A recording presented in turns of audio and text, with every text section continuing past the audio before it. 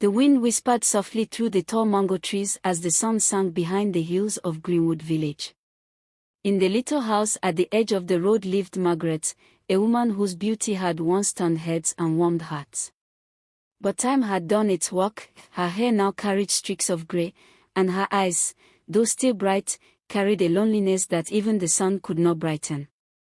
It had been 12 long years since her husband, Thomas, died in a road accident on his way back from the city.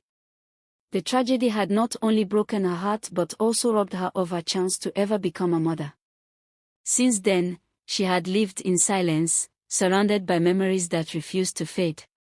Every night she prayed for one thing, a child to call her own, someone who would fill the emptiness that echoed in her soul. Then one morning, everything changed. A young boy named David, barely 18, moved into the village with his parents. He was full of life, laughter, and dreams.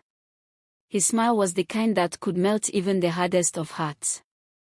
The day Margaret saw him helping his mother fetch water by the stream, something inside her stirred, something she hadn't felt in years. At first, she told herself it was simple affection, a motherly feeling. But as the days passed, she found herself watching him from her window, her heart beating faster each time he waved at her. His youthful charm awakened in her a desperate longing, not for love, but for the child she never had. Margaret began to find excuses to talk to him. She baked pies and offered him slices whenever he passed her house.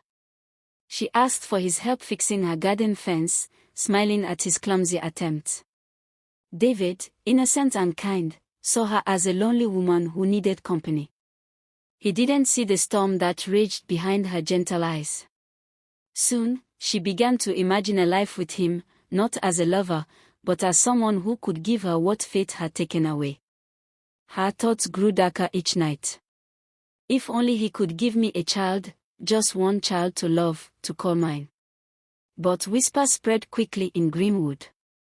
People noticed how often the boy visited her house.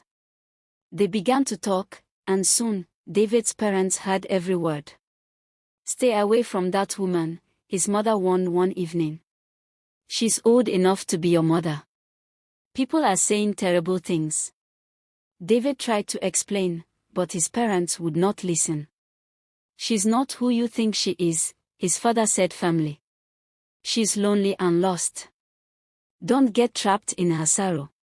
When Margaret heard of their disapproval, her world shattered.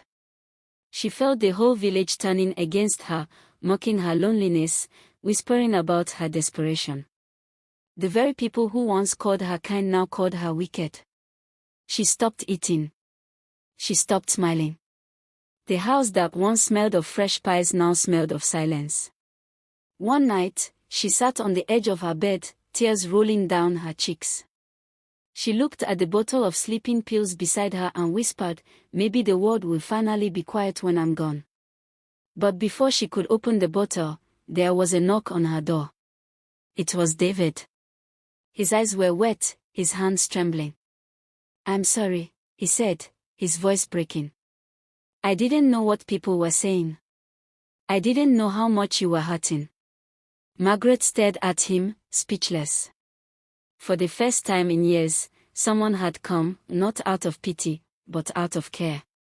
"I may not understand everything," he continued softly, "but you're not alone, Margaret. You don't have to do this." Her heart broke completely then, not from rejection, but from the kindness in his words. She dropped the bottle and wept like a child. That night, David stayed with her, not as a lover, but as the son she never had. From that day forward, he visited often. He called her Mama Margaret, and she smiled again. The pain never vanished completely, but the emptiness grew smaller each day. In time, Margaret realized that love didn't always have to come the way she imagined it. Sometimes, it comes quietly, in the form of care, forgiveness, and second chances. And so, in the quiet village of Greenwood, the story of Margaret and David became one of redemption, proof that love, no matter how broken, can still heal the deepest wounds.